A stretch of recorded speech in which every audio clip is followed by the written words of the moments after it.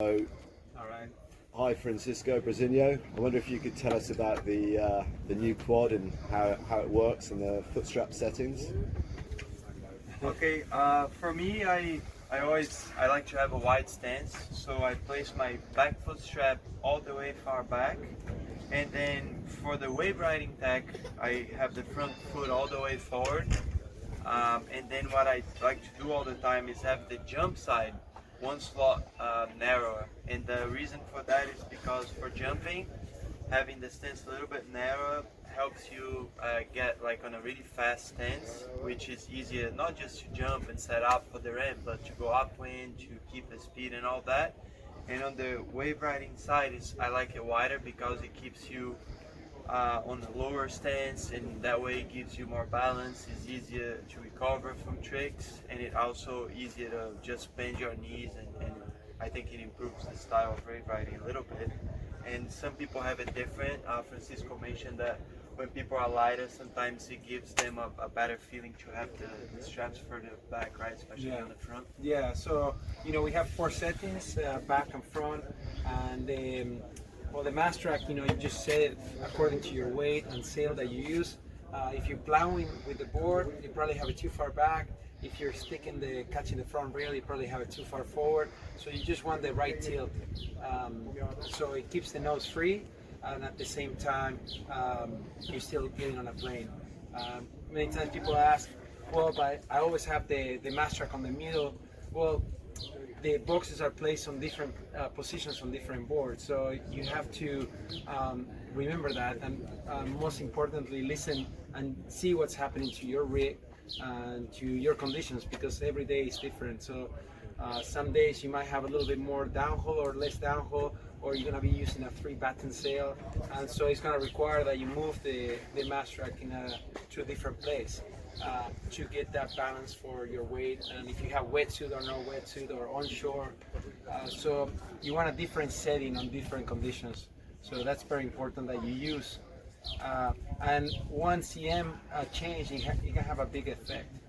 So On the size of the board, for like an 80-kilo person, what sort of size would you recommend? Yeah, so with the four settings, I'm on 78 kilograms, and so I use the second from the back.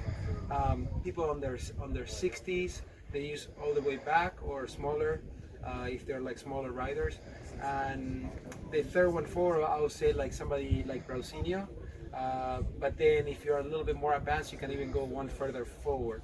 So somebody on their 90s or more advanced, and they go further forward.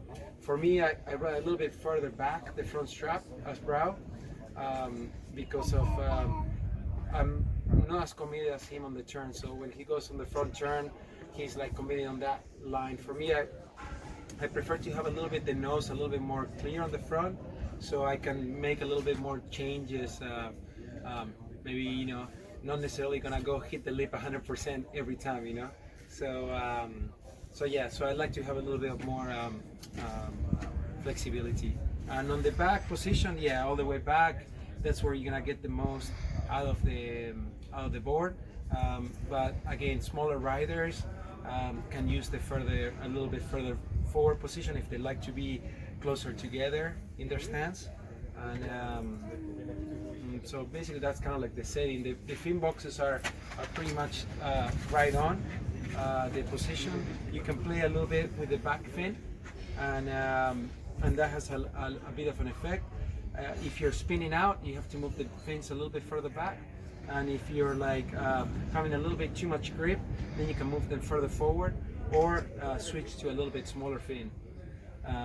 Or if you are all the way back and you're still feeling like you're missing drive or upwind, you can swap to bigger fins.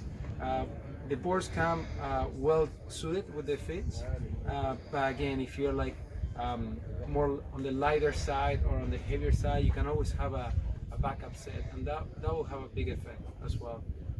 The rails are very sharp, especially on this part of the board, so they have the power and the ability to go upwind, and at the same time they have the tack. So they have an edge, but they have the curve. So you have both. You have the the ability to get on a plane quick, have the curve to control that. Okay. For the sizes, I'll say kind of what works for me in my weight. I'm about 85, 86 kilograms, and with me, with the 84, the 89, and the 94, it covers the whole range for me.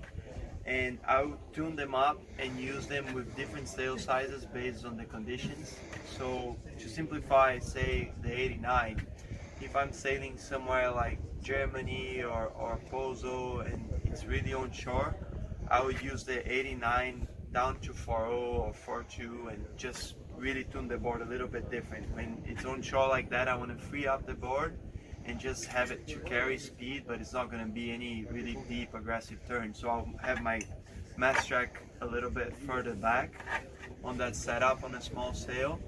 And if I'm using the 89 on a place like Ho'okipa or Cape Verde and the waves are really good, and when you wave ride in those conditions, you have plenty of speed and you're looking more for control. So that allows me to not just move the mast track further forward on the board, but also to use a bigger sail.